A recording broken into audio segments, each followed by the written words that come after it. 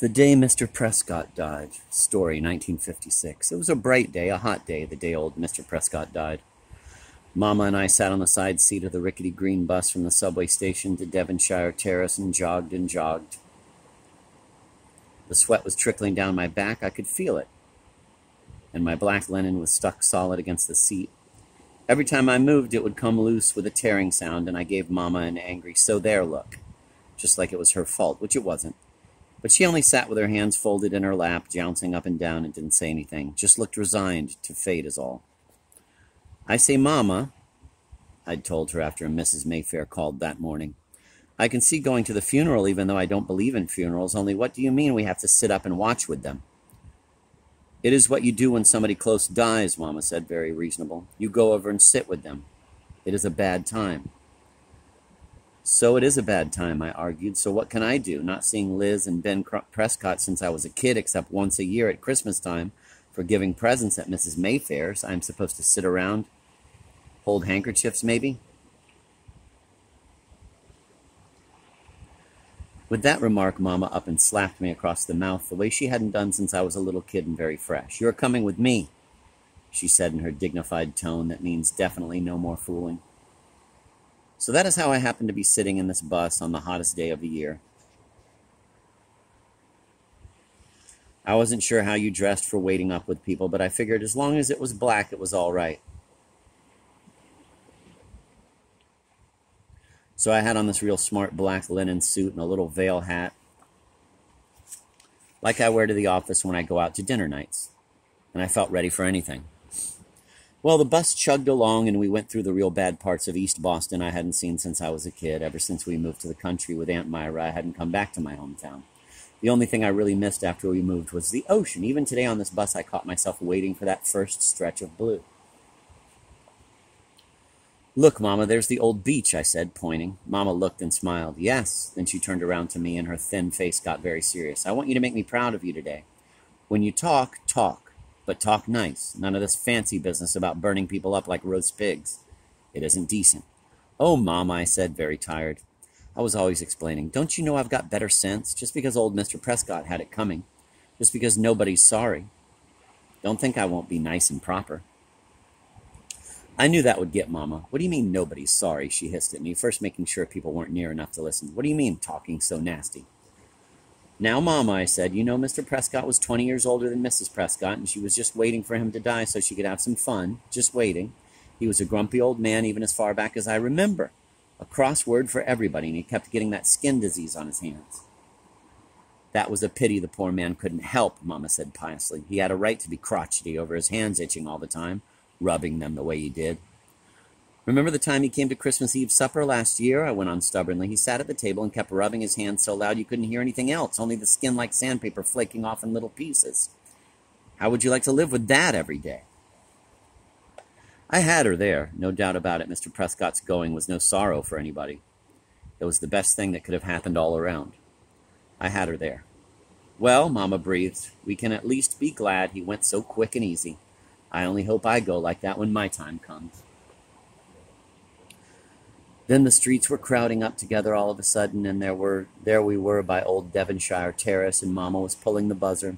The bus dived to a stop, and I grabbed hold of the chipped chromium pole behind the driver just before I would have shot out the front window.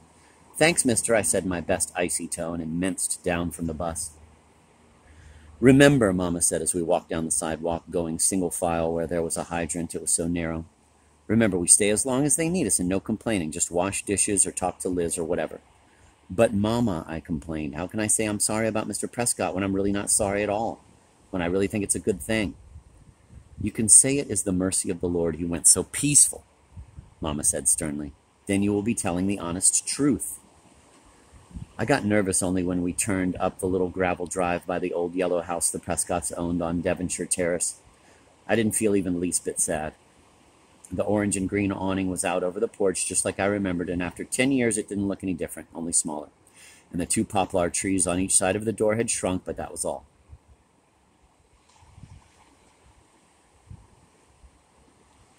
As I helped Mama up the stone steps onto the porch, I could hear a creaking, and sure enough, there was Ben Prescott sitting and swinging on the porch hammock like it was any other day in the world but the one his pop died.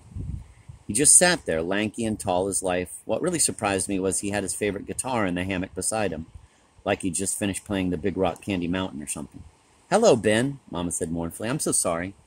Ben looked embarrassed. "Heck, that's all right," he said. "The folks are all in the living room." I followed Mama in through the screen door, giving Ben a little smile. I didn't know whether it was all right to smile because Ben was a nice guy or whether I shouldn't, out of respect for his pop. Inside the house, it was like I remembered too, very dark, so you could hardly see, and the green window blinds didn't help. They were all pulled down because of the heat or the funeral, I couldn't tell. Mama felt her way to the living room and drew back the portieres. "Lydia," she called. "Agnes?" There was this little stir in the dark of the living room, and Mrs. Prescott came out to meet us. I had never seen her looking so well, even though the powder on her face was all streaked from crying. I only stood there while the two of them hugged and kissed and made sympathetic little noises to each other. Then Mrs. Prescott turned to me and gave me her cheek to kiss. I tried to look sad again, but it just wouldn't come, so I said, "You don't know how surprised we were to hear about Mr. Prescott." Really, though, nobody was at all surprised because the old man only needed one more heart attack, and that would be that. But it was the right thing to say.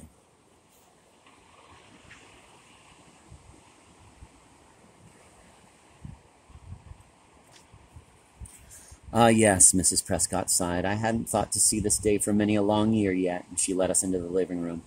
After I got used to the dim light, I could make out the people sitting around. There was Mrs. Mayfair, who was Mrs. Prescott's sister-in-law, and the most enormous woman I've ever seen. She was in the corner by the piano. Then there was Liz, who barely said hello to me. She was in shorts and an old shirt, smoking one drag after the other. For a girl who had seen her father die that morning, she was real casual, only a little pale is all. Well, when we were all settled, no one said anything for a minute, as if waiting for a cue, like before a show begins. Only Mrs. Mayfair, sitting there in her layers of fat, was wiping away her eyes with a handkerchief, and I was reasonably sure it was sweat running down and not tears by a long shot.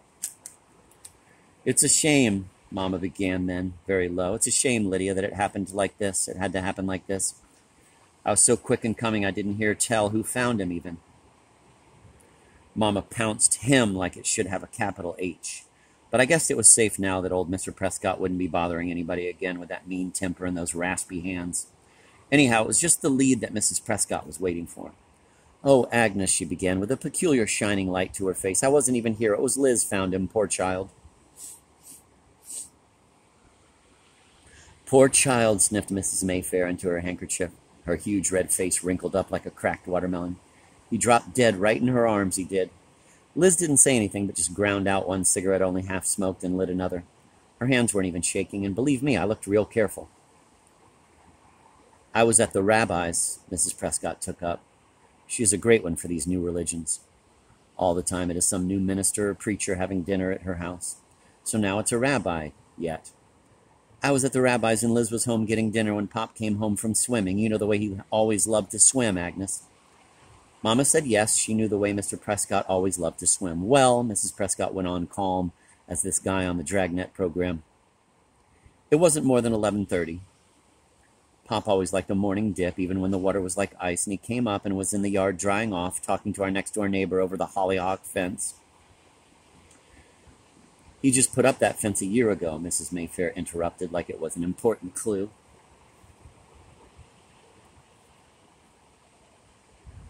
"And Mr. Gove, this nice man next door, thought Pop looked funny. Blue, he said." And Pop all at once didn't answer him, but just stood there staring with a silly smile on his face. Liz was looking out of the front window where there was still the sound of the hammock creaking on the front porch. She was blowing smoke rings. Not a word the whole time. Smoke rings only. So Mr. Gove yells to Liz, and she comes running out, and Pop falls like a tree right to the ground, and Mr. Gove runs to get some brandy in the house while Liz holds Pop in her arms. What happened then? I couldn't help asking, just the way I used to when I was a kid and Mama was telling burglar stories. "Then," Mrs. Prescott told us, "Pop just passed away right there in Liz's arms before he could even finish the brandy." "Oh, Lydia," Mama cried, "what you have been through."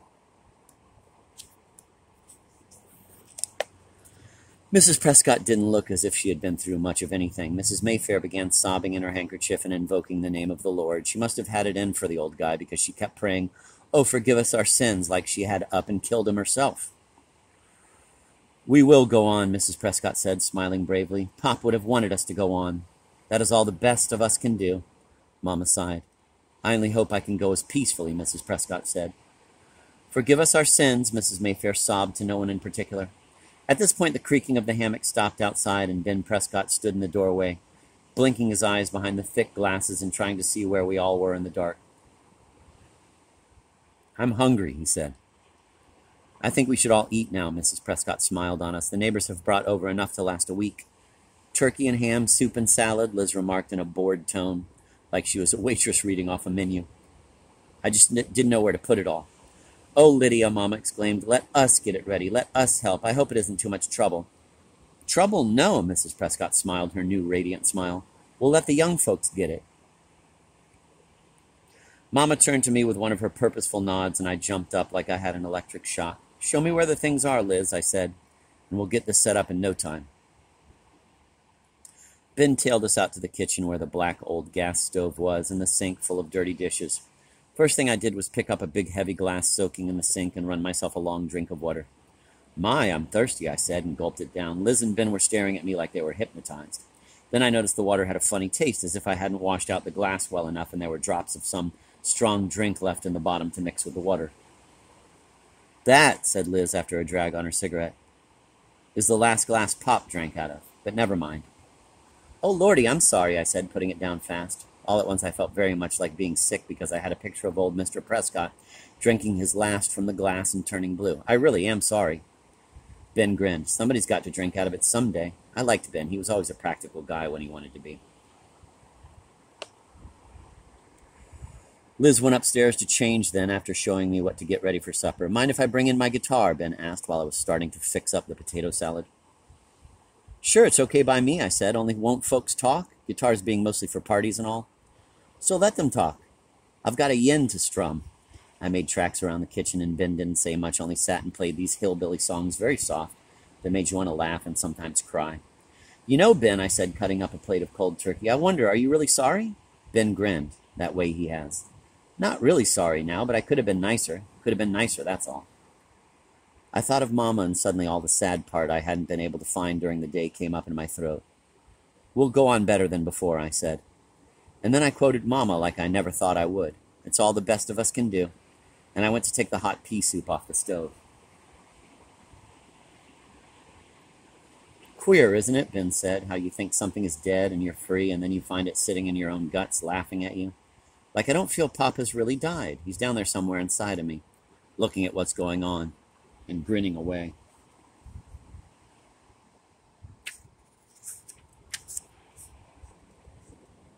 That can be the good part, I said suddenly, knowing that it really could. The part you don't have to run from. You know, you take it with you. And then when you go any place, it's not running away, it's just growing up.